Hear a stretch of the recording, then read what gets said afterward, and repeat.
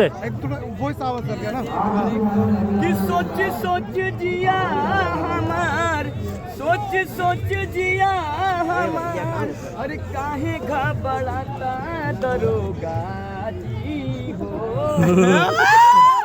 दिन से पियवा बन पाता दरोगा जी हो, 4 दिन से पियवा बन पाता।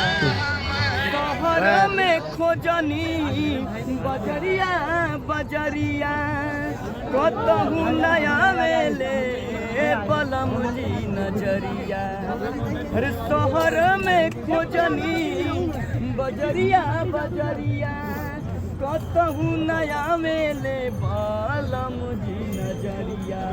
अरे कतनो लगावत बानी लागत नहीं पाता दरोगा जी हो, 4 दिन से पियवा बन पाता। दरोगा जी हमारे घर खोजने के लिए